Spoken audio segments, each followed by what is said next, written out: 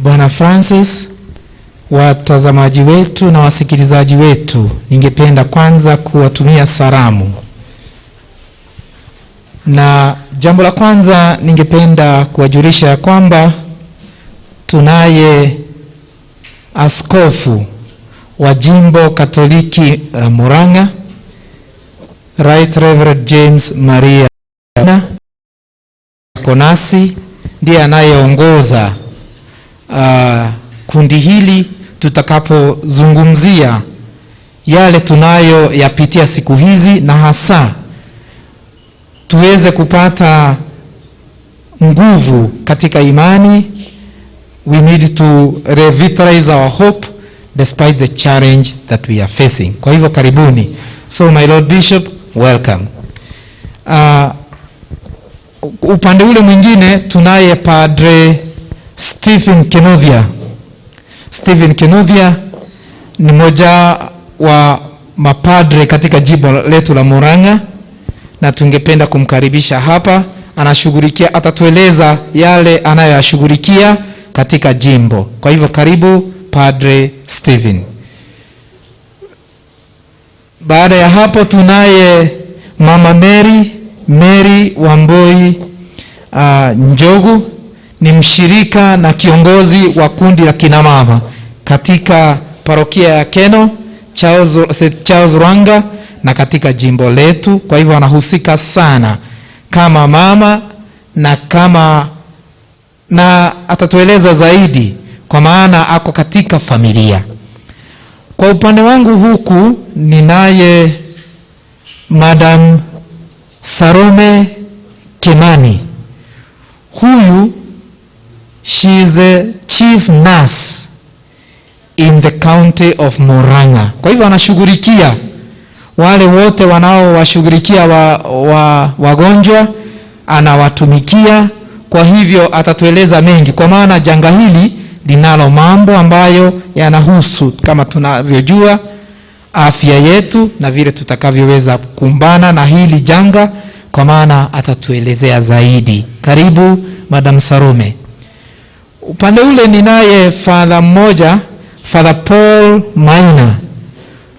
Huyu ni mshirika wa Consolata Missionaries ambaye anafanya kule Bethany House Sagana, mojawapo ya parokia zetu katika jimbo la Murang'A.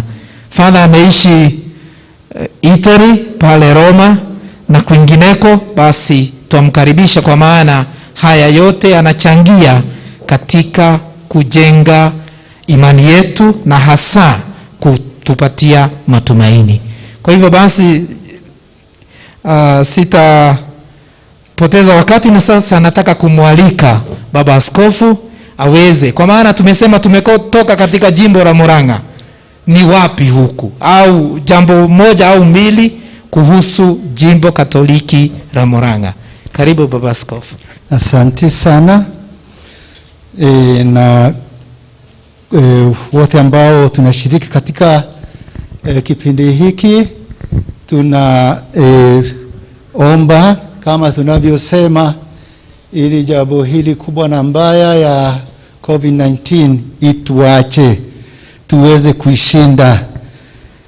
Basi jimbo la Murang'A ni kubwa, au kwa eneo yake sio kubwa sana kama majimbo mengine, lakini tangu mto Chania hapa karibu na Thika kwenda huku karibu sana na jiji la Embu, Rubingasi, hapo ndipo tunasema eneo la jimbo letu la Murang'A ni kubwa katika makanisa ambayo inahudumia, kwa sababu tuna parokia 48, na katika parokia hizo 48 tuna makanisa mandogo local churches zaidi ya 600. Kwa hivyo kazi katika jimbo la Murang'A iko katika parokia hizo na makanisa hayo, na ni mengi kama mnavyosikia. Pia ni vizuri kuwajulisha kama vile watu wanaweza kusema Wakristo wale ambao wanajulikana kama ni Wakristo wa Katoliki, tuna Wakristo zaidi karibu 1,000,000 au hapo 1,000,000 hivi, labda hata zaidi ya 1,000,000. Kusema mara nyingine kwamba jimbo letu lina kaunti 2, kwa hivyo hao 1,000,000 wako katika kaunti ya Murang'A na ya Kirinyaga. Kwa hivyo sio kaunti moja, lakini kaunti hizo 2 zachangia hiyo nambari ya Wakristo karibu 1,000,000. Na zaidi ya hayo tuna associations nyingi na movements ambazo zinasaidia katika kazi ya Ukristo na kufanya kazi ya kichungaji. Wanasaidia katika mambo mengi sana ya Ukristo na kuweka mizizi imani ya kila mmoja. Kwa hivyo tuna associations nyingi kama vile Catholic Men Association, kama Catholic Women Association. Tuna Yasa ilianza katika jimbo letu la Murang'A na sasa imeenea sana katika majimbo mengine. Tuna Yasa, hiyo ni kumaanisha Young Adults Catholic Association. Pia tuna Youth Catholic Youth Association, lakini pia tuna association ya watoto ambayo tunaita PMC, Pontifical Missionary Childhood. Hizo ni zile ambazo ni kubwa, lakini kuna zingine ndogo ambazo zinaenea kote katika jimbo letu kama Pioneer na Sacred Heart as a movement. Tuna Shine Start movement na pia tuna Boto ya Maria na tuna associations kama hizo ambazo zinafanya kazi katika jimbo letu. Pia tuna ni vizuri kusema kwamba mambo hayo yote yanaongozwa kutokana na maofisi ambayo yako katika Murang'A kule ambako ni karibu na cathedral ya jimbo letu. Kwa hivyo our secretariat ambayo tunaweza kusema ndio curia ya jimbo letu. Basi tuna departments kama vile education, caritas, health, pastoral. Hizo tuna departments nyingi ambazo zinafanya kazi kutoka hapo our secretariat, na zinaenda chini kule kwenye Wakristo na kuwahudumia zikiwaletea yale yako kwa diocesan level, hata inawafikia wale ambao wako chini kabisa katika small Christian communities zetu. Kwa hivyo jimbo letu liko kama hivyo, lina mapadre wa jimbo kama 120 na watawa wengi sana, na mashirika ya watawa ni 18 na kugali kuna mengine ambayo yanatafuta kuingia katika jimbo letu ili tuweze kuendelea kuwahudumia Wakristo. Na kwa sababu kazi ya Mungu ni kubwa sana, tuna haja ya Wakristo wengi, wafanyikazi wengi.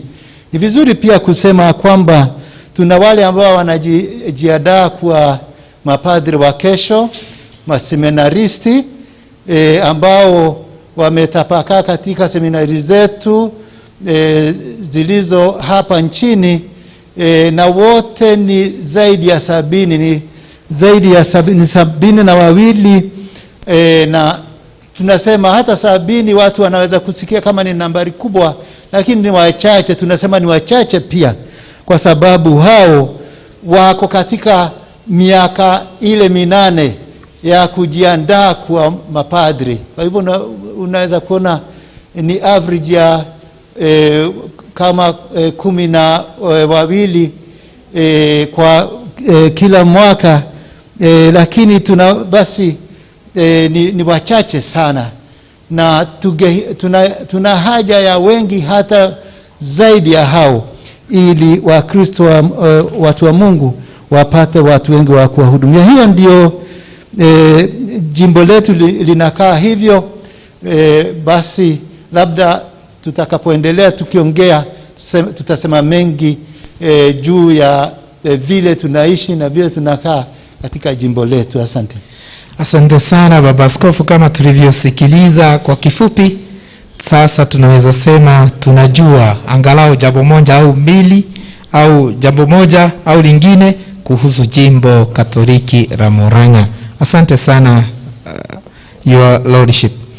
Sasa ningependa kuwaeleza mambo tutakayoyazungumzia kwa kifupi, kwa maana yote yanachangia kupigana na janga hili ambalo linatukumba kama nchi ya Kenya na kama ulimwengu.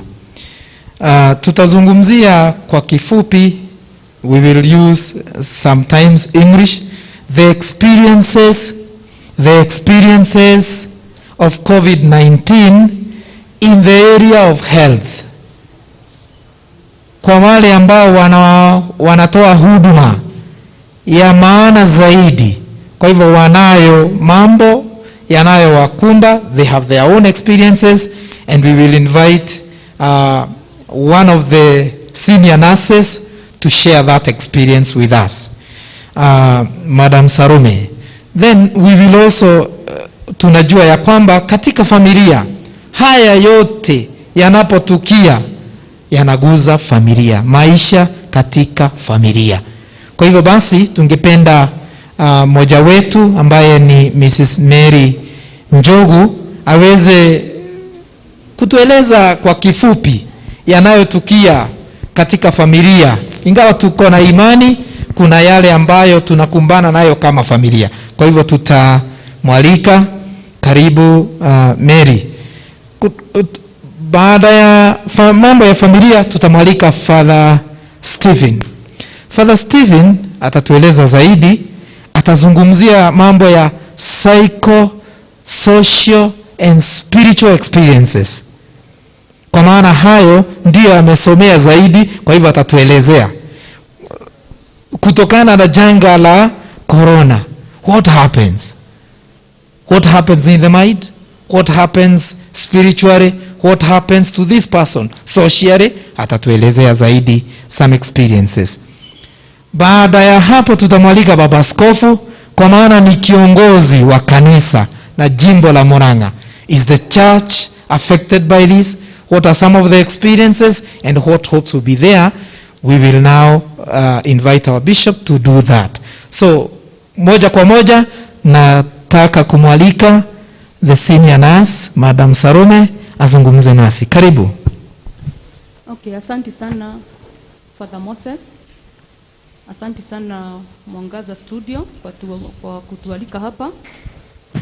This is a noble experience and an opportunity ya kuongea na Kenyans, one as individuals who are living in this world which is affected by the pandemic, and also from the perspective of a nurse or a healthcare worker.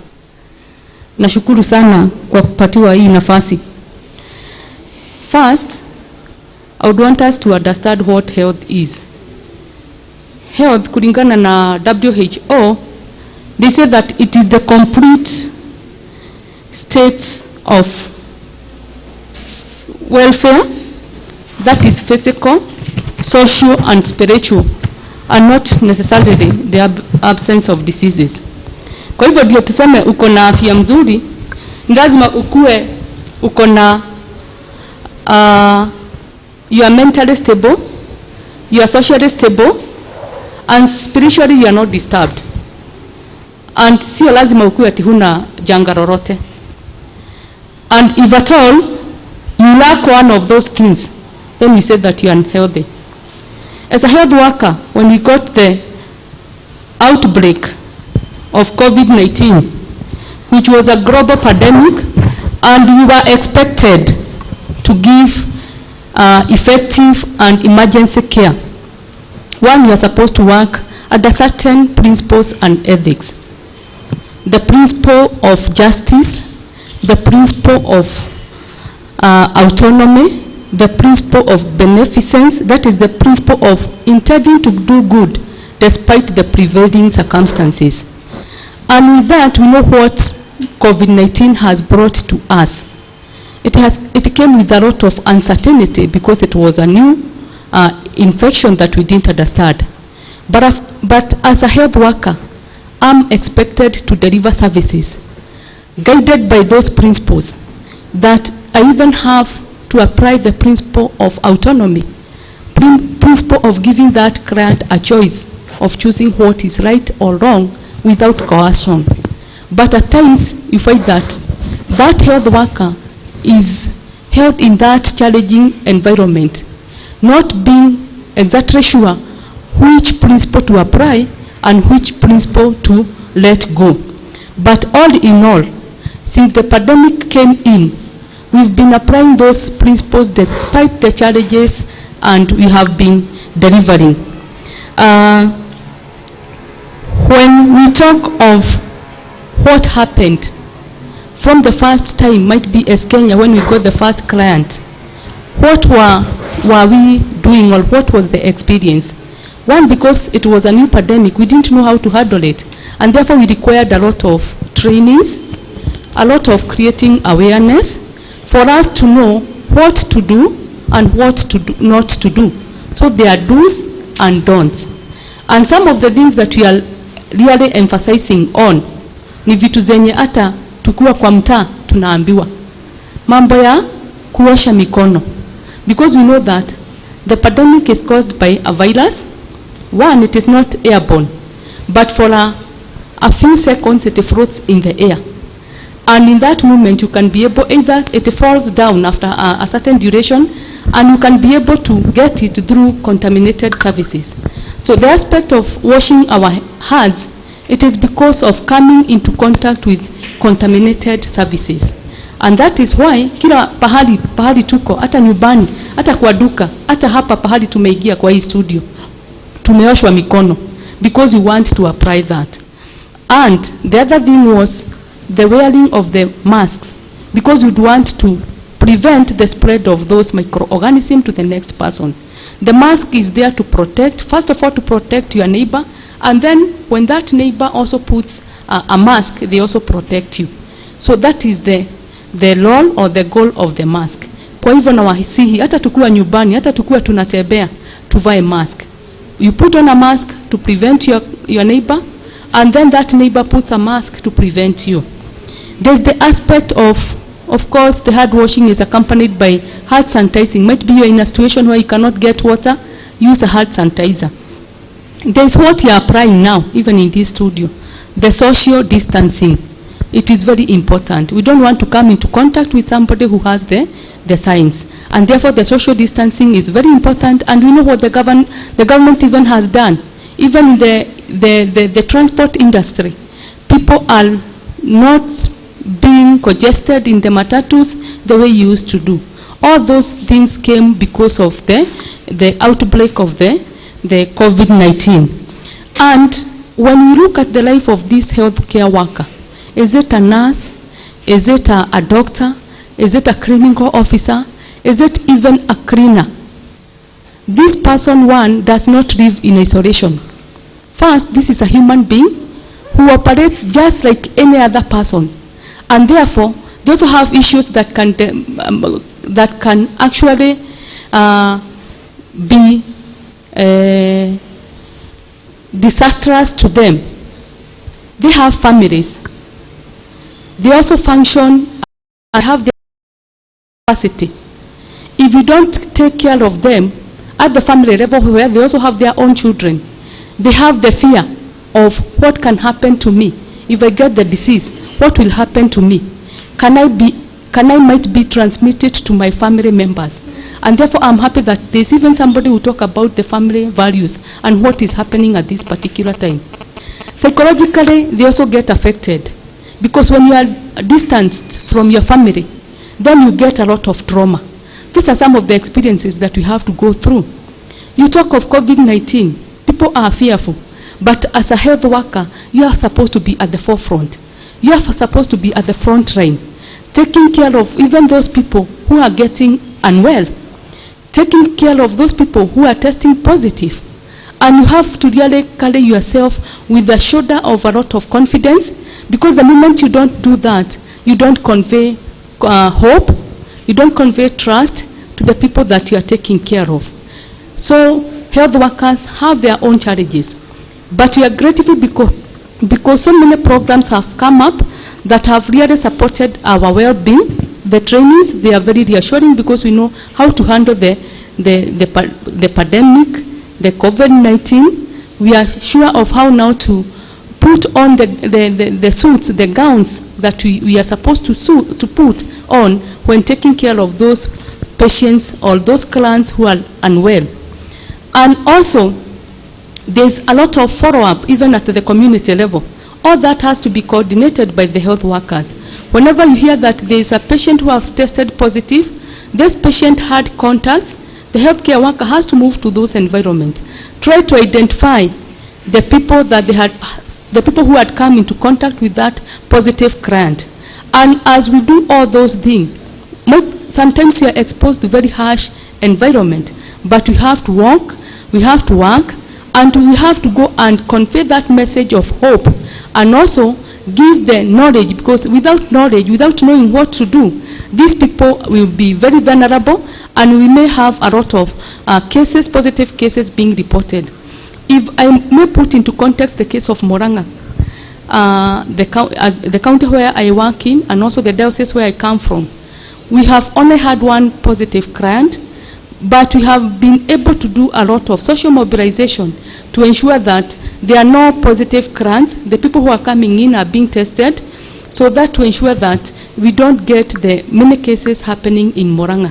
So for those who come from Murang'A and also elsewhere, I know there are a lot of measures that have been put in place to ensure that the condition does not spread to all of us. The other thing is that we need to know that there are so many directives that are coming from the government in order to mitigate for this outbreak. We have isolation centers, we have ICU centers that are being constructed, we have machines, the ventilators, they are ready and to be used, and we have a lot of people who have been trained on how to handle those clients. I know we hear whatever is happening outside our country, that there are so many people who are dying, but in our country, I want to say that we are really putting things into place so that we ensure that in any eventuality, our people are not going to perish. So as health workers, at times we are stigmatized. You feel that you are working with the corona patient, and you have even heard that even in the television. Even when CS Mutahi Kangwa is reporting, people are calling him ule waziri wa corona. It also happens to the health workers. You associate with those people, you go take care of them, and you find that even the community does not want to come close to you. We are taking care of ourselves, so we cannot be able to infect you. Even if it happened, it can be only an unfortunate incident. So the stigma is all over. Let us not stigmatize one another. Let us embrace, knowing that even whoever gets unwell, they'll do it or they'll get it not willingly, but unknowingly. So I think with that, Father Moses, I'll first of all stop there as we continue, and we shall be ready to respond to any concerns, any questions that will come by. Thank you. Asante sana Madam Salome, ambaye ametuelezea kwa kifupi yanayotokea kwa wale ambao wanawajari wale wagonjwa, sio tu kwa mambo ya corona, but even all the other sicknesses. And I want to echo her sentiments and her inspirations that there is hope, that the people who work with the sick, apart from their professional skills, they also have faith in God, and we also pray for them. Sasa ningependa kumwalika Mama Mary Wamboi Njogu ambaye ni mama, ni bibi ya Njogu, bwana Njogu, na mama watoto, ambaye anaweza kutueleza kwa kifupi katika familia, what is the experience of coronavirus, what is there. And tunamuuliza kwa maana yeye ni mama, lakini pia ni kiongozi wa kina mama katika parokia na katika jimbo. Karibu. Thank you, Padri. Yeah, as we continue talking about the pandemic that has affected our country, on the side of family, I may say that before the pandemic was confirmed in our country, majority of our people just only thought that it is just a myth. And so it was very difficult to accept that it is with us. When the first case was confirmed, you find that the people are not well prepared for it. And so when the government put its measures, people are caught unawares. You find that it brought about many effects in different ways in different families. Majority of the problems that are affecting our people, you find that there is no social interaction. As we well know that when people come together, they share, they comfort one another. Like these days, normally, you just want to see that when something like calamity comes in your family, e.g. death, no people who will come to assist you, nobody who will come to comfort you, and so it takes a long time to overcome the grief. If it in case of the marriages, majority of the people who had planned for it have already just only done away with them, and so there is a lot of trauma, as the nurse in charge has said. People are getting a lot of depression because you don't have anybody to seek refuge to. And also, you find that majority of the things that are being done, you are just only doing them alone. You don't have a person to lean on to. It is in these circumstances that you find also, we have the wheels of the economy have just only been brought to stand still. Mapata ya kwamba uchumi umezoroteka sana. Kupata kibarua mahali inakuwa gumu sana. So it is very difficult to bring to the family whatever they require. Most of the breadwinners are suffering because you have to continue feeding the family. You find that they will start even quarreling because you have to continue, but you are lacking. Some are even going hungry. You find that a person may even only provide one meal to the family, or maybe sometimes they don't get a balanced diet. And we all know that there are some repercussions that are going to come with that. So you find that there may be some other diseases that are going to result due to that. I had a case where a certain lady used to wash clothes for the people. But now because of all the ladies are at home, she could not get job anywhere. She fled her home and left her kids without nobody to take care of them. Thank God that there are good neighbors who came to her refuge. Also, when the problem and the disease of the pandemic was confirmed, people were not made aware, or they were not enlightened about it. And you find that even if the people are told to wear masks, probably I don't want to say that they are ignoring, but also there is that lack of knowledge.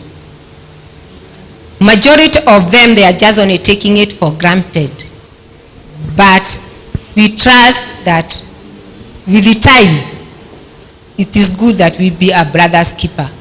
So that when we see people, they are not wearing the mask, they are not washing their hands, it is good that try to educate the person so that we can also try to stop the spread of it. When we look to the closure of the institutions, when they were closed, the government, yes, it's working and it's hoping that the students, they are learning online. But as we all know, when the school was closed, I remember the measures were taken on a weekend. When we come to the public institution, majority of the students normally go home with the books for the homework. So they had not carried the textbook or any running materials. Well, it is good. Some can access the media. They can also go through the online. But there are majority of them, especially where we come from, you will find that maybe there is a problem of the network, or maybe they don't have even the phones. You will find that they now normally relying on the parents who are giving them maybe just on a few little works. So as we continue with the pandemic, it's quite sympathetic for the situations. We are normally looking to the class 8 and the form 4s. Those are the people who are struggling so that they can make their ends meet. But still we are also forgetting there are people in colleges, there are people in the universities, there are people who are supposed to finish their semesters or to do their exams also maybe in this month of May. So they are also suffering. It is good to know that as much as we look that there will be good outcome, the output is very low. Because of the prolonged lockdown, the measures that were put by the government, you'll find that the businesses, they are very down. And because people are staying indoors, there is a lot of idleness. There are people who are thinking evil. If you come to the business people, you'll find that majority of them, they are complaining about insecurity. When they retire to their home after the curfew, they wake up in the morning and find that their businesses have been broken into, they have been vandalized. Perhaps majority of our small entrepreneurs, they normally rely on what they do on daily basis. Maybe even whatever they had gotten the commodities or the product they were selling in credit. It is very difficult for the person to repay or even to come back to terms of what has happened, and also maybe to restock their businesses. So there is a lot of hunger because majority of the people who are doing this, we are just only hearing that they are just only going for the commodity for eating. So it is good to know that even some, they just only wait for, especially the women who normally go very early in the morning to look for the commodity in different areas. You find there are some bags waiting for them on the way. This is very much giving the people stress, and some are even getting depression. We have also that when people are staying at home, as Christians, we are used to go to the church, to go to the small Christian communities, to share together. But these days you find that there is no way. Maybe it's okay that we are relying on the TVs, and also we are relying through the WhatsApp groups. But people are spiritually, there is that spiritual hunger. Everybody is just looking to another partner to talk to and to console, so that you get that strength. We also know that it is good to know when the children are at home at this particular time. I know we are doing all that we can to make them feel that they are comfortable. But majority of the students that we know, when the children are growing, they also like interaction. And you'll find that for these days, there is no way they can go out to play with their age mates. And mostly, whenever they are idle in their house, they just only go to the TVs and the social media, in which it will bring a lot of problems in future to come into terms when they go back to school.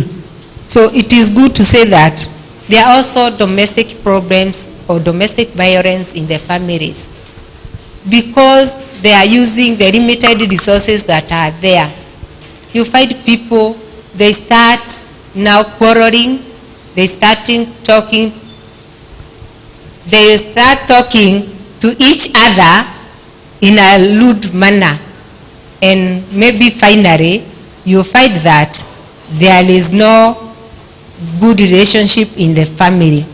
So they are infighting in the family, and that is bringing a lot of problems to most of the people. There is an incident that I witnessed. There was a certain lady who came about 1 kilometer at midnight to seek refuge to her employer because they had a quarrel at night with the husband.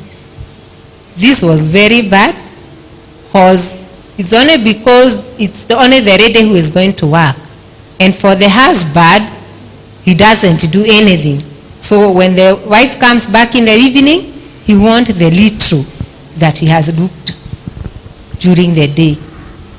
When they started talking, this resorted to fighting, and so the lady had to flee. So it is good that as we continue to take measures for the pandemic that is affecting us, it's also good to note that there are problems that the majority of the people are experiencing. Thank you. Asante sana. Tumeyasikia machache katika familia. Kuna mengi yanayotukia, kwa maana janga hili linapotukumba sote tunakaa nyumbani, kama tunasikia mwito stay at home. Sasa haya ni kumaanisha kuna mengine yatakayotukia pale, kwa maana kuna mahitaji, kuna shughuli ambazo tunapaswa kushughulikia, lakini hatuna namna. Pia tunao muda mwingi pale na labda hatujazoea. Kwa hivyo we need to learn new ways of staying together, consolidating our family together, kwa maana Mungu, kwa usaidizi wake Mungu, tutashinda. Tutaweza kutumia ule muda tunao kujenga uhusiano kati yetu na kuwalea hasa watoto wetu, kwa maana corona itaisha. Kwa hivyo tutazidi kuendelea, tushirikiane. Ningependa kumwalika Father Stephen. Labda atatueleza zaidi. Nitamwalika aendelee kuzungumza na kugawana nasi yale ambayo yanatukia in the area of psycho, social and spiritual aspects, kwa maana kila mtu labda atatueleza zaidi. Wacha nimwalike. Karibu Father. Asante sana Father Moses. Asante sana kwa Mwangaza TV kwa kutupatia nafasi hii kuzungumza na Wakenya, hasa wakati huu tunayo hii shida ya corona. Na wakati huu ambao tuna shida ya corona, naweza sema ni wakati mgumu hasa kwa kila mmoja wetu, kwa sababu corona inaguza mtu kibinafsi, na alafu inaguza kila mmoja wetu, na kwa hivyo ni jukumu letu sisi sote kujaribu kuona ya kwamba tumepigana tukiwa pamoja. Na wakati kama huu ambapo kuna shida ambayo inaguza kila mmoja wetu, it is a time that many things happen, because we are mentally disturbed. Na kama wakati huu ambapo hatuwezi kuwa na fikra nzuri, basi kuna mambo mengi ambayo yanaharibika katika maisha yetu.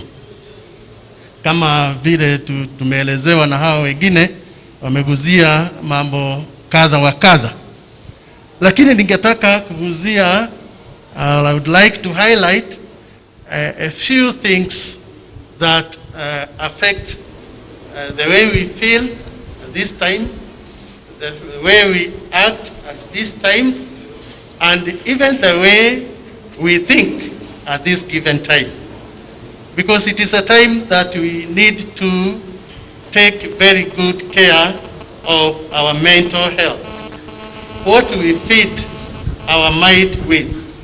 If we feed our minds with negative things, because if you listen to what is sometimes in the social media, it's creating a lot of fear, creating a lot of anxiety, and as such, wengine wetu, we miss or we lack or we have no hope. We have no hope.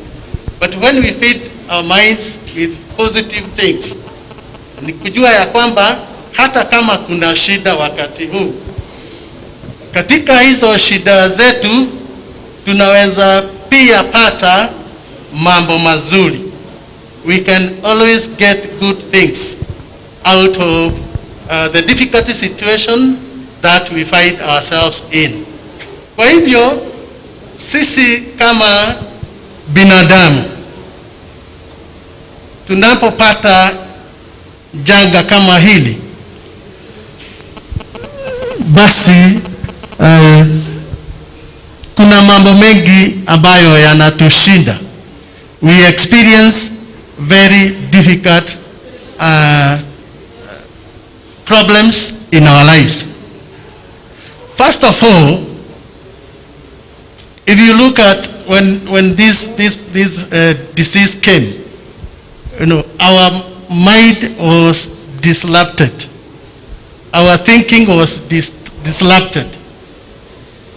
Our normal way of living was also disrupted.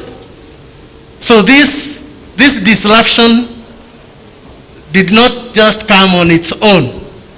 It has its own effects. Because it is not really normal in our own situation not to shake hearts. That comes with its own feelings, with its own value. It is not normal for us not to hug. No, we like hugging, we like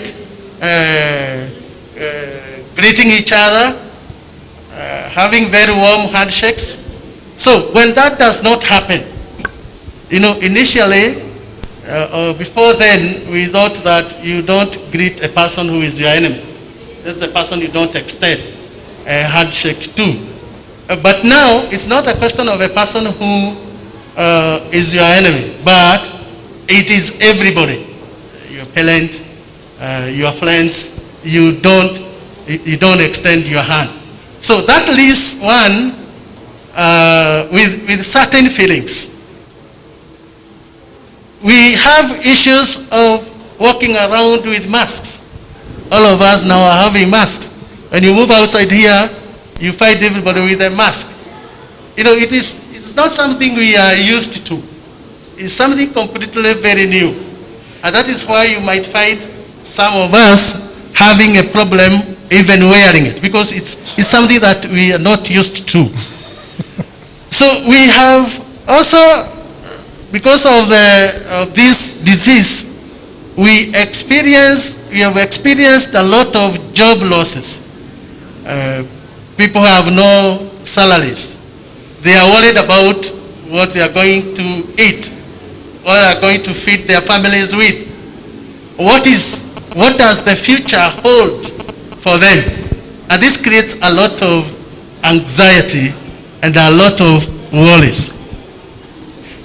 We are not used to having so much free time. We do not know what to do with it. And when we have all that kind of time, this also creates a problem. It creates a problem in the family. It creates a problem in the society. Because when you have too much time and you don't know what to do with it, then you also say that idle mind is the devil's workshop. So out of this too much time, if it is not well organized, then it is creating marital problems. You're not used to staying within the family with all your children 24 hours. You've been used to staying with them just for a few hours. You come, you stay with them, then you go away. Now you have to be with them. You have to be in that family. Staying in the family is a big issue because you're not used to doing that. Staying at home, coming home early. All these things have affected the way we feel, the way we act, and the way we think. So, due to staying possibly at home and sometimes with all these worries, with all these anxieties, quite a number of people are experiencing insomnia. When they go to sleep, they're not able to sleep. Because you've been used to sleeping from 10, 11, but now you are at home at 7. So by 11 you are awake. What do you do with all that time at night? And apart from lacking sleep, then there has come up the issue of sadness. A lot of sadness. People are sad. People are disappointed. People are frustrated. And we having been or staying at home, then it's also resulting into even though it's not well taken care of, addiction. You talk about substance addiction. You talk about electronic addiction. People are fighting over a remote, the TV, because you're not sure of what you want to do at this given time. So, when you talk about addictions, that goes beyond the post-corona, because when you get addicted, because if you drink, the only thing that you're able to do is you wake up with your bottle in the morning, you have it in the afternoon, you have it in the evening, all that. Addiction. With addictions, and with the problems that we are having now about the income, you have no income, you have children to feed, then there are possibilities of some people getting into depression. And of course we know that if it is not treated, depression eventually leads to suicide. So these are the things that we need to start looking at, so that as we look at the physical aspect of the disease, then we also look at the psychological aspect, so that we are able to move together. We are able to support our people. I'm trying to imagine of our Christians. They talk about, we know the obligation of attending Sunday, the Sunday obligation. And you wake up in the morning, you're not going to church. You're not having mass. You're not having communion. Funerals today, within 15 minutes, it's done. This is very deep in our people. And it is something that we require that to be addressed. Because there is a complete change, you can say a complete change of our lifestyle.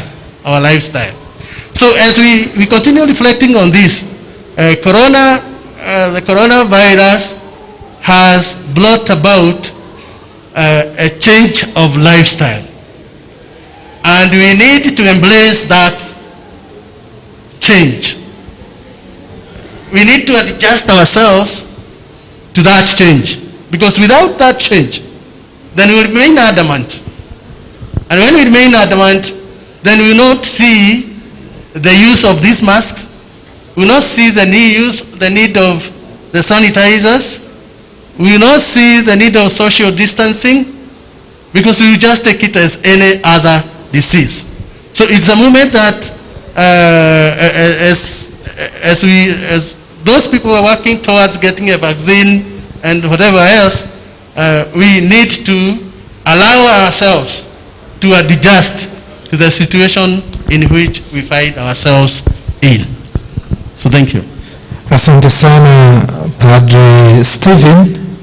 Tunaendelea kuzungumza na kuelewa au kujadiliana mambo yanayotokea wakati huu wa janga hili la corona, katika fikira zetu, katika mioyo yetu, katika uhusiano kati yetu, katika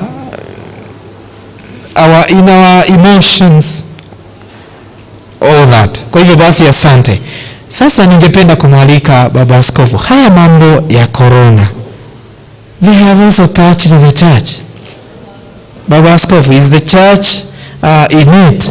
What is happening? What are the experiences that you want to share with us as our leader, the Bishop of the Catholic Diocese of Murang'A? Welcome. Asante sana kwa nafasi hii. Na mambo yale ambayo nitasema hayatakuwa tu experience kwa wale ambao wako katika jimbo letu tu, lakini hata makanisa mengine, majimbo mengine ya kanisa Katoliki wanakuwa wanajisikia kama vile hata sisi tunajisikia, kwa sababu sisi zote tuna haja moja kama Wakristo na kama binadamu. Tunajua kwamba kanisa au mambo ya kiroho ni ya muhimu sana katika maisha ya Mkristo. Na tungeomba ya kwamba hata kama tuna shida hii kubwa ya COVID-19, tuweze kufanya kile ambacho kinawezekana. Hata kama kuna vikwazo vingi, tujaribu kufanya kile ambacho tunaweza kufanya ili kila mmoja aweze kutekeleza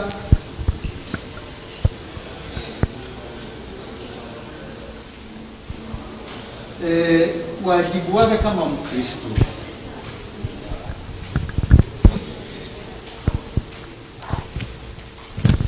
Kwa hivyo ndio sababu hata tumekuja ili tuweze hata kusema yale ambayo tunafikiria juu ya maisha ya Kikristo, na vile hata Wakristo wanaweza kujisaidia katika shida zile ambazo zinawakumba kwa wakati huu.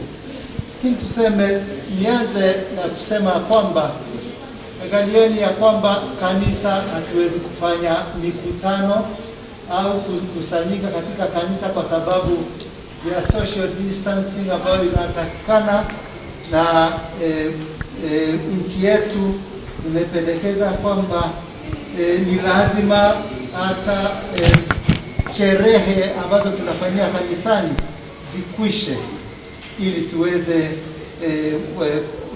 kuweka ile social distancing kama tunavyosema. Kwa hivyo Jumapili kama tumekuwa tukizoea kwenda kanisani, hakuna kwenda kanisani.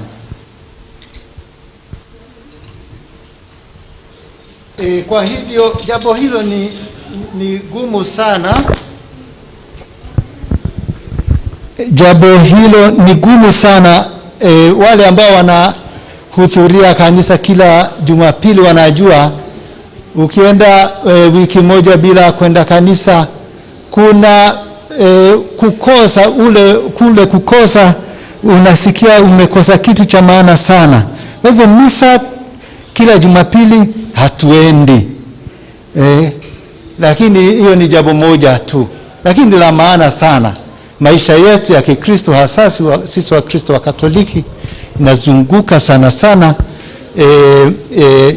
juu ya kusherehekea misa, na sana sana ile misa ya Jumapili. Lakini kwa sababu ile hatuwezi kufanya ubatizo Kwa hivyo sakramenti hata kama hizo, ubatizo haiwezekani kufanyika. We have cancelled a lot of baptism ceremonies kwa sababu haiwezekani kuwaleta watu pamoja ili waweze kusherehekea. Kwa hivyo kuna watoto wengi ambao wanagojea kubatizwa. Wakati ukifika mambo haya coronavirus yakiisha, kubatizwa, kuna wengi sana ambao pia watu wazima wanagojea kubatizwa. Na kuna pia sakramenti ya kitubio. Hatuwezi kufanya sakramenti ya kitubio, na wale ambao wana haja ya kitubio wanajisikia ile thirst, wanasikia wana kitu wamekosa cha muhimu sana, kwa sababu hawawezi kwenda kufanya kitubio kama inavyotakikana, kujisafisha wenyewe waweze kuendelea katika maisha ya Kikristo wakiwa na huo na nguvu hiyo. Pia mimi kama askofu we have cancelled many confirmation ceremonies, kipaimara. Kwa hivyo ni makanisa mengi sana ambayo hatuwezi kufanya kipaimara. Cancel hiyo kwa sababu ya jambo hili la coronavirus. Hatuwezi kuwakusanya Wakristo. Marriages kama vile wengine wamesema, marriages hata hiyo kama itawezekana, watu 15 ndio wanatakikana kuganika na wale ambao wanafanya doa, na tunajua jambo hilo ni gumu sana kwa Wakristo wetu. Kwa hivyo Ukristo unakuwa na shida hizi ambazo tunaweza kusema inatokana na coronavirus. Pia tunaweza kumbuka watu wengi ambao wametuacha siku hizi, na hatuwezi kwenda kufanya mazishi kama vile imekuwa tabia yetu ya kila siku kuwafanyia wale wapendwa wetu wakituacha. Basi ikifanyika hivyo, unajisikia hata wewe una kile ambacho ulikuwa unatakiwa kuchangia lakini hukufanya. Basi unasikia deni hiyo inabaki ndani yako. Katika kanisa letu kuna mikutano mindogo ya Wakristo, small Christian communities, ambazo zina Wakristo wetu wanakuja pamoja kila wiki, juma mara moja au mara mbili, lakini siku hizi haiwezekani. Basi Ukristo unaenda ukidhoofika kwa sababu Wakristo hawawezi kukutana waweze kupatiana nguvu katika maisha ya Kikristo. Basi mambo hayo, lakini sio tu mambo ya sakramenti, mambo ya sala hivyo. Kuna mambo mengine ya administration ambayo yanafanyika katika kanisa. Mikutano mingi ambayo tunafanya katika jimbo, kwa mfano kuna councils, kuna kamati mbalimbali, kuna boards ambazo zinakutana ili kujadiliana mambo ya kanisa. Lakini siku hizi hata hayo hayawezi kuendelea kwa sababu hatuwezi kukusanyika kwa ajili ya mambo hayo. Kwa hivyo kama tunasema kwamba mambo mengi sana yanaenda mrama, yanaenda mrama kwa sababu hakuna kukusanyika, kujadiliana, kusema ni nini ambacho tutafanya, tutaacha hiki, tutaongeza hiki, tutafanya kwa taratibu hii. Sasa kwa sababu ya coronavirus, mikutano kama hiyo haiwezekani kabisa. Kwa hivyo maisha ya kanisa imeingiliwa sana. Pia Wakristo na viewers, You can imagine that at the top of the diocese, like I said at the beginning, there is the curia or the secretariat. Hapo tunapokusanyika ili kuweza kupangilia juu ya maisha ya kanisa, sasa tumefunga. Wafanyikazi wameenda nyumbani kwa sababu jambo la kwanza hata hao hawana kazi ya kufanya kwa sababu wanawafanyia watu kazi na watu wote wako nyumbani. Kwa hivyo pia hata hatuna pesa ya kuwalipa hawa wafanyikazi kwa sababu pesa yetu inatokana kwa Wakristo ambao wanatusaidia, wanatupatia katika shughuli za misa ambazo tunafanya. Kwa hivyo naona shida hizi zote ambazo zinakuja kwa ajili ya COVID-19, lakini hatukati tamaa hata kidogo, tunaendelea kwa sababu nguvu yetu ni Mungu. Kuna jambo lingine ambalo ningetaka kusema kabla ya kumalizia kwamba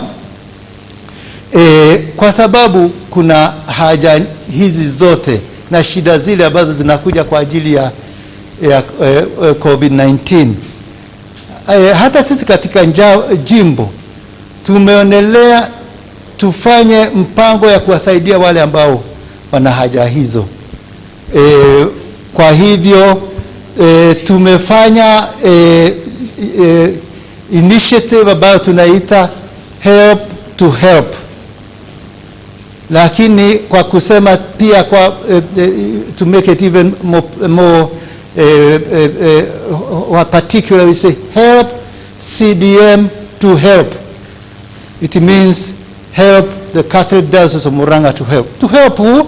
To help those who are in great need, who are coming to us alongside going to the government offices and the stores that have been set aside. Watu wengi sana wanakuja kwetu wakiomba chakula, wakiomba vitu vya malazi, wakiomba vifaa vingine, na tena kuna wale ambao kama vile Father alisema wana shida za fikira, wana haja ya kusaidiwa hata wao ili waweze kushidana na shida za kifikira ambazo zinakuja kwa sababu ya shida hizi za COVID-19. Kwa hivyo hiyo niweze kuongeza ya kwamba hii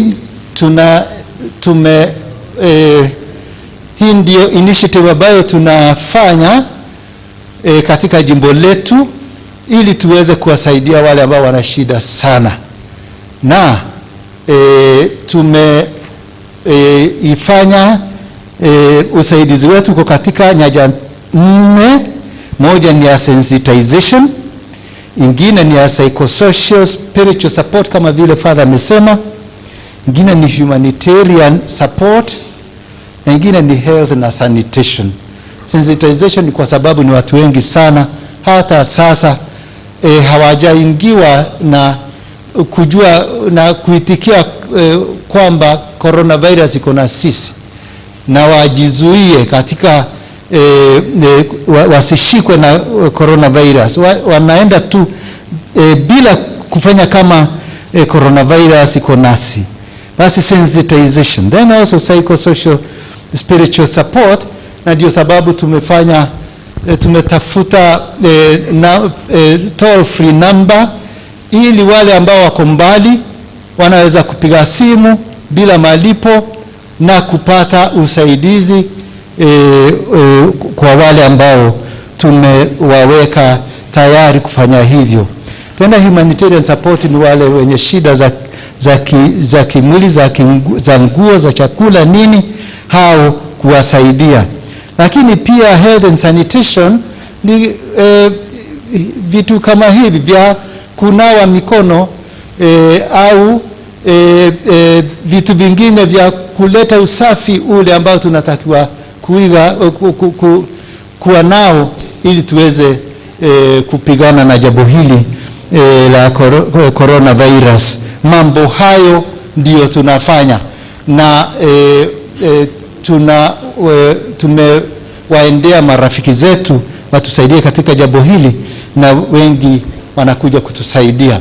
Lakini mambo hayo yote, tunaposema juu ya mambo hayo yote, tusikate tamaa hata kidogo, kwa sababu nguvu yetu, kama vile tunasema, ni Mungu mwenye nguvu, mwenye uwezo. Asante. Asante sana Baba Askofu. Tumeelewa kwamba janga hili limekumba kanisa, na hivyo basi kama tulivyoelezwa, yote hayajapotea, kwa maana tuna Mungu anayetupenda.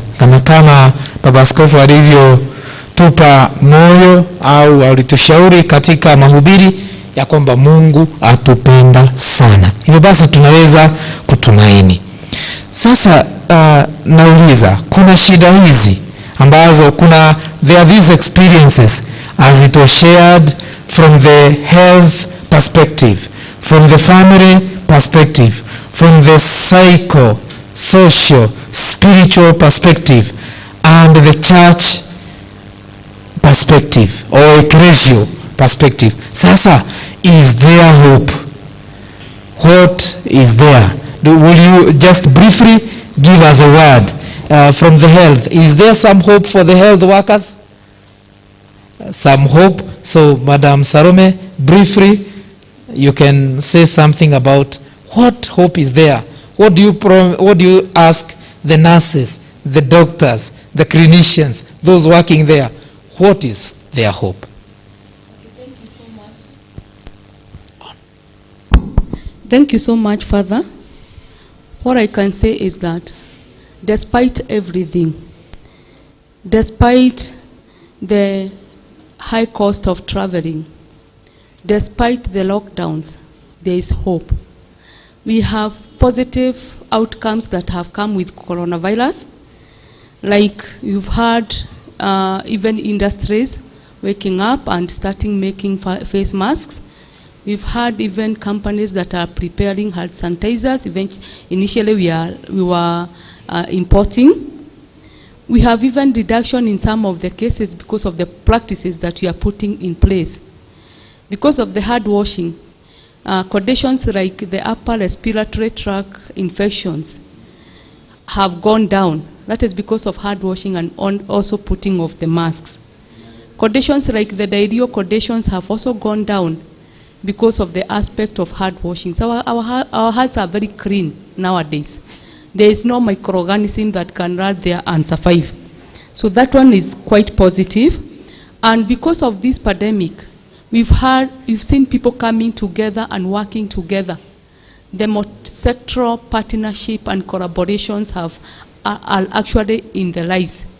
When we talk of planning and on ways to prevent the pandemic, we are bringing all players from all fields, the church, those ones in the administration, the Ministry of Agriculture, the Ministry of Water. People have come together to look for solutions to address all this. So those are things that have not been there. So that is hope, that people can actually sit down together and listen together and come up with a solution. And therefore, what we would want to emphasize on is that we still want to tell the people outside there, can we continue adhering to the directives and the guidelines that are being given by the Ministry of Health? And the moment we do that, we are going to defeat this pandemic.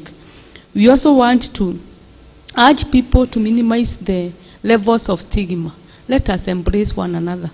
After the coronavirus outbreak is gone, we shall still remain here, and we shall still continue socializing just the way we have been socializing, without any boundaries, without anything, because I'm seeing a future where all these things will be gone. I would also want to urge our people that despite the fact that there are lockdowns, our facilities are still open. Come and seek all the health services that you'd want to. Our hospitals are open. Come. If it is the mothers who are delivering, don't deliver at home. Come in the hospitals and deliver there. If you are there and you have this chronic illness, non-communicable diseases, you attend a clinic, you are hypertensive, you are a diabetic, you have seen the hospitals are open, come and seek the services. Even if the cost of traveling is high, kindly don't suffer at home. Come and seek services. And therefore, even as I conclude, for us to achieve this goal, for us to defeat the pandemic, we have to think about the healthcare worker. Is it a nurse? Is it a doctor? Is it a clinical officer? Is it even the cleaners?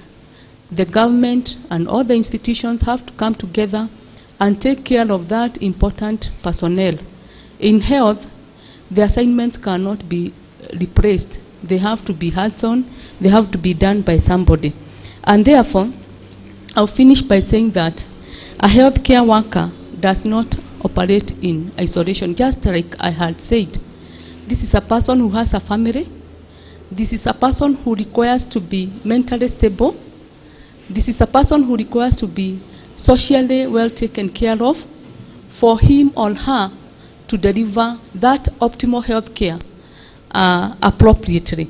And therefore, for us to apply the WHO definition of good health, that state of complete physical, mental, and social well-being, and not necessarily the absence of diseases, we have to think about the healthcare workers.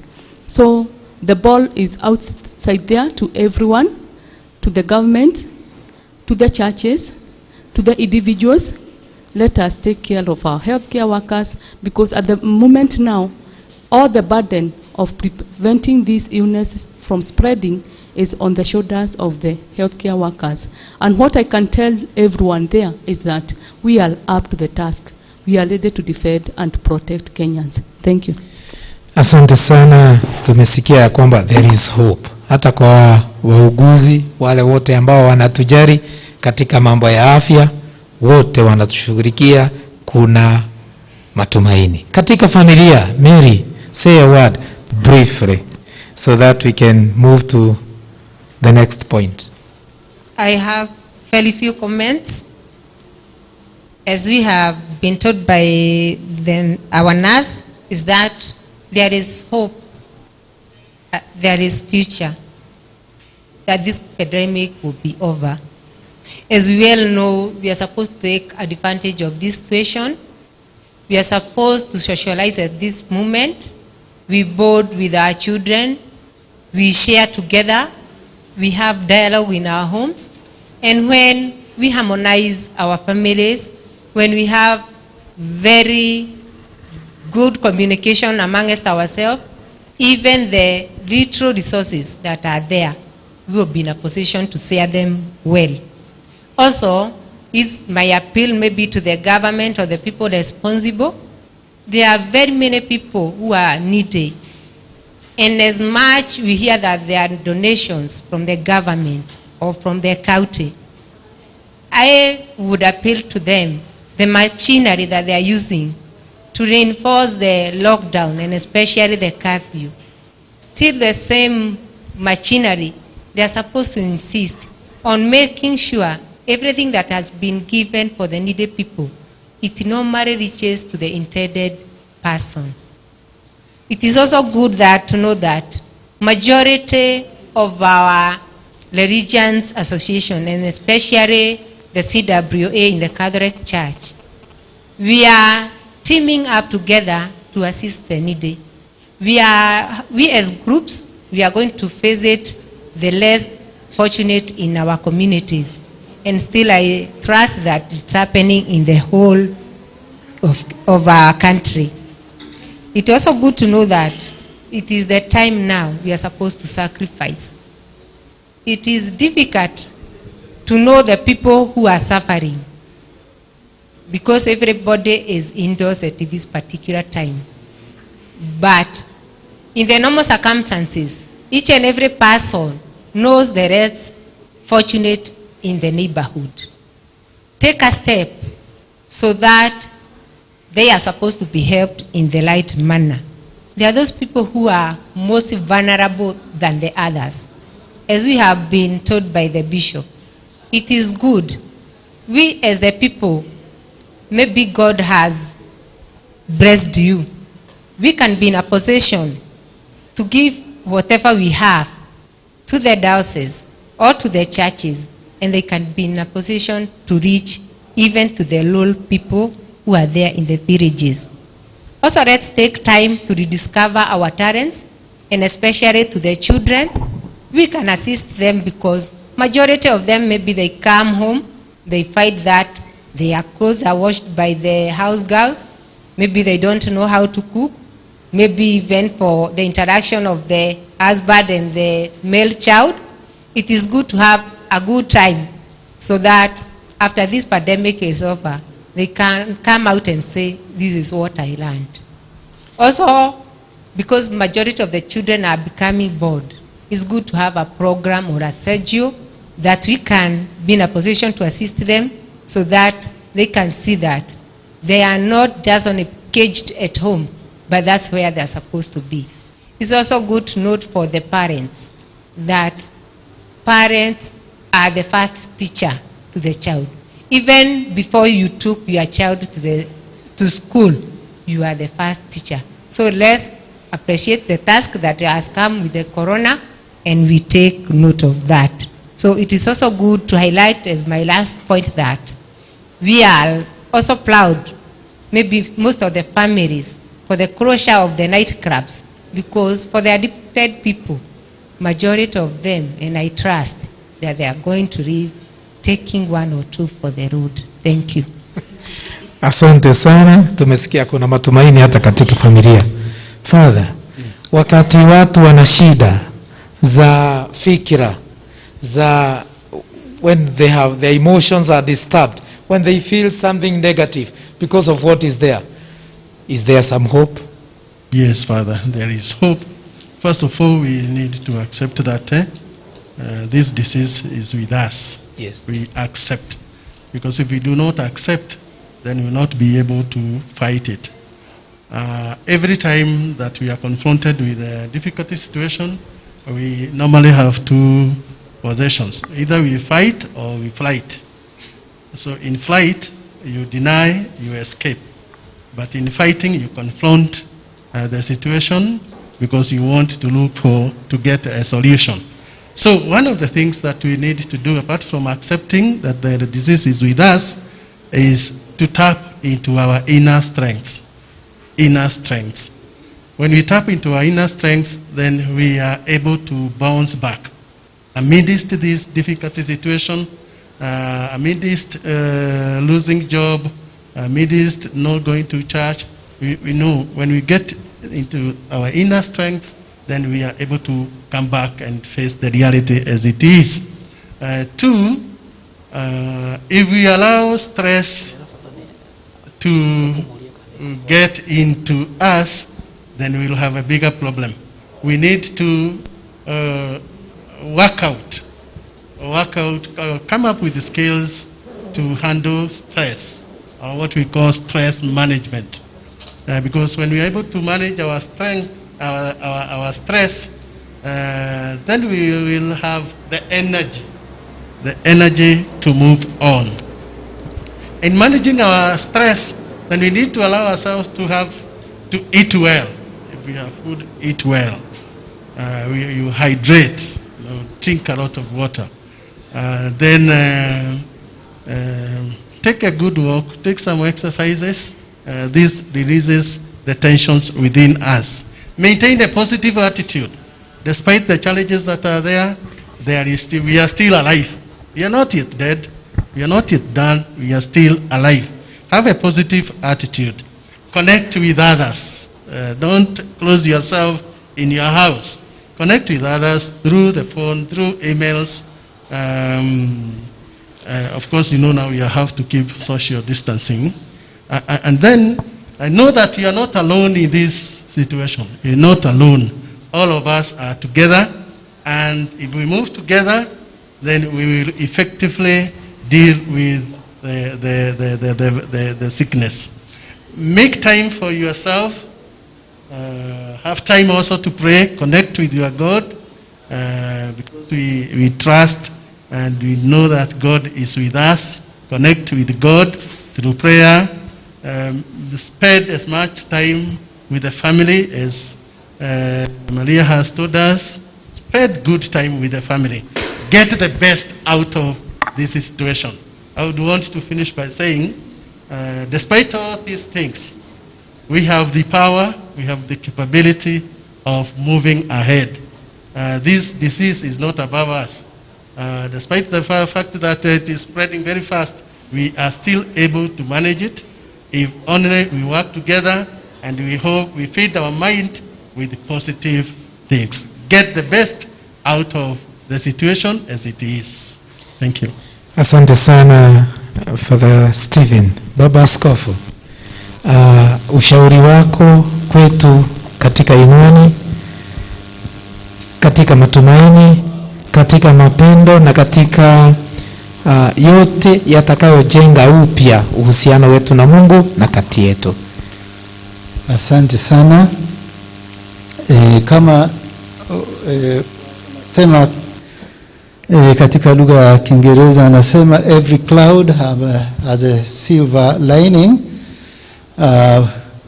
Tunaona jambo hili la COVID-19 kama likiwa jambo ambalo limekuja kuleta giza katika maisha ya wengi, lakini sivyo tu. Kuna mambo mazuri ambayo yanaonekana sasa, lakini yataendelea kuonekana hata jambo hili likiisha, kwa sababu Mungu anatupenda na ndiye anatufungulia mlango mpya kila wakati. Mmoja ukiisha mwingine, mmoja ukifungwa mwingine unafunguliwa na Mungu. Na sisi wa Kristo hatukati tamaa kamwe, kwa sababu ya yule ambaye kama tulivyosema anatupenda. Yule ambaye anatupenda ni mwenye nguvu. Basi niseme hivi, ninapoangalia yale ambayo yanafanyika na kusikiliza watu wengi sana wakiongea na kuona vile watu wana tamaa ya kufanya mambo mazuri, ya kujitokeza kuwasaidia wengine, mtu anaweza kuona kwamba hata baada ya COVID-19 kutakuwa na msimu wa mambo kuamka, mwamko mpya na mambo mengi sana kuwa mazuri. Ni kama kwamba wakati huu it's like we are developing, we are putting together our efforts inside ourselves, and not only in our bodies. Many people are having to do some exercises to keep their health not to be too big. Not only in the bodies that are growing big because we are not working very, very much, but also our minds and our hearts. We are accumulating new ideas. We are thinking of what I can do if the coronavirus restrictions are lifted. Nitafanya nini katika biashara yangu, katika kanisa langu na kwingineko, hivi kwamba nasikia watu wakisema coronavirus ikiisha nitafanya hivi, nitafanya hivi, nitafanya hivi. Kwa hivyo there is a lot of pent up energies, pent up initiatives that are there that people think of that they'll be having after the season of coronavirus. That's what I would say. Already we are happy that there are so many things that have been achieved in our country. We never thought, we never thought of online learning as much as we have done in this time. We believe that this is one of the things that will be that will survive this moment of coronavirus. Also, hygiene, like she was saying, this will survive. I will not be surprised to see continuously as we go to the church. See a church even without the fear of coronavirus. There, outside there, water, sanitizer, soap, and also being sensitive. Mtu kufikiria ni mambo gani ambayo yatanifanya yatanibukiza nini huu ugonjwa, kuondokea yale ambayo yanaweza kufanya kuwa na ugonjwa fulani. Kwa hiyo mambo haya hayatakwisha kabisa, na ni mazuri. Hata kama yamekuja katika shida, ni mazuri tu, na yatatuletea mambo mazuri. Na ile spirit of charity, watu wanapenda kujitokeza kuwasaidia wengine. I believe that this is not going to just to be extinguished like that. It will continue, and I pray, we pray that this continues, that people find their place as individuals in the society. They find their place in terms of giving what they have, assisting those who are poor, and they do not look to somebody else coming from outside to come and give.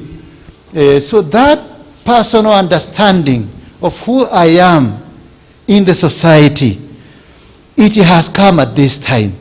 Even in the church, I cannot, if somebody, a Christian, kama Mkristo aendi kwa kanisa, anajiuliza mimi basi ni nani? Kazi yangu ni nini?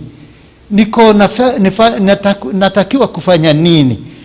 Na kwa hivyo anafikiria, anakuja kujua ya kwamba yani kuwepo ndani ya kanisa sio kule kusikia kila Jumapili kuhubiriwa na padri, lakini kujiuliza na kujua, hata kujisomea neno la Mungu, kujua ni nini kinatakikana kwake kama Mkristo. Na hata sisi mapadri, mapadri siku hizi wanakaa sana, hakuna kazi nyingi kwa sababu hakuna kwenda kwa makanisa. Hata sisi tunajiuliza, kazi yangu ni gani? Ukiona Wakristo wamekusanyika, unajua kweli hawa wamekusanyika ni Mungu amewaleta. Na kwa hivyo we value that the group, the gathering that God has brought for us, and we do not take it for granted. And also Mary has talked about domestic violence, but I think we will come out the better. We are understanding one another, mutual understanding, value. Kila mmoja anajua the value of a husband, the value of a wife, the value of children, what they contribute also to the family. And also survival techniques. There are so many people who have known that you don't have to make a mask like it is, like this one. You can make another mask, and you continue to live, because you are innovative, you are creative, resilience, that you are able to continue even when there are difficulties. Hata kama kuna shida, mtu anaweza kuendelea. Nilisikia mtu akisema angependa kufanya doa yake wakati huu, kwa sababu hakuna malipo mengi. Ni watu wachache sana wanatakiwa kuja, watu 15 tu. Kwa hivyo hata jambo hilo, watu wengi watakuja kufahamu ya kwamba kufanya doa sio lazima kuwe na umati wa watu. Yaani watu wachache wanatosha kufanya ndoa. Mambo haya yote yatakuwa mambo mazuri ambayo tumekuwa tukisoma katika kipindi hiki muhula wa COVID-19, na yatatusaidia siku zijazo. Ndio sababu nasema if all things are equal, there will be a great revival in every way, in the churches, in the families, in economy, in social life. There will be revival because we have learned a lot, and we are learning a lot from this very dire circumstances that coronavirus has put us into. Asante. Asante sana Baba Askofu. Sasa tunamalizia na labda kabla nimwalike Baba Askofu atubariki na aombe, tutatoa sala mbili. Moja fupi kutoka Father Paul, alafu Baba Askofu amalizie na atupe baraka ili tutamatishe. Asanteni sana Mwangaza TV na wale wote ambao wametusikiliza siku ya leo. I think with this COVID-19 we should not also forget the old ones whom we know that they are the victims of this situation because of their immunity. So working with them, I have realized that even if they are also old, they are aware of what is going on. We have tried to sensibilize them that there is a situation that is going on in the country, in the whole world. But all the same, they are praying and they hope, as my brothers and sisters have said, that everything is going to go back to the normal because God is still there. That God that loves us, God who cares, God who has created us, He is still going to give us, it's a chance that He is giving us so that we may be able to wake up and to move ahead. So as we give them the chance also to live, remembering that old is gold. Whoever has, the mother, the father, the grandmother, whoever it is, in the home, an old person, give that person the chance to continue living so that God, Lord, may also bless you. Thank you very much, and may God bless us all. Hivyo basi tumwalike Baba Askofu kwa sala, labda neno la mwisho na sala na baraka. Karibu. Nami naitwa Father Moses Kagunya kutoka jimbo la Murang'A. Tunakushukuru Mungu Mwenyezi kwa nafasi hii ambayo umetupatia ili tuweze kuwa katika hii studio tukifikiria juu ya shida zile ambazo zimekuja kwa ajili ya COVID-19, lakini pia tukisikia ndani yetu nguvu ile ambayo unatupatia wewe, Mungu wetu, Baba yetu, Muumba wetu, na yule ambaye anatupatia mahitaji yetu yote. Nguvu hiyo ambayo tunasikia inatoka kwako.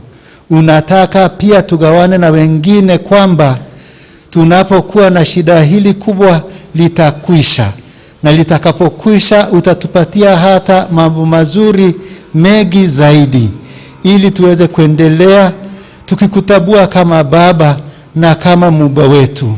Tunawaombea wale ambao wanafanya kazi katika afya na kuwasaidia wenye wagonjwa wa COVID-19 ili waweze kupona. Hao ambao wanafanya kazi wapatie nguvu, waweze kuendelea katika kazi zao bila kusita, na waweze pia katika kazi zao na shida zao waweze kukutukuza na kuleta mema mengi kwa wale ambao wanahudumia.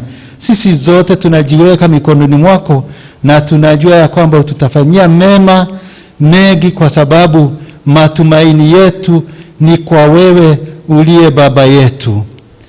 Na tunaomba hayo kwa njia ya Kristo Bwana wetu. Bwana awe nanyi.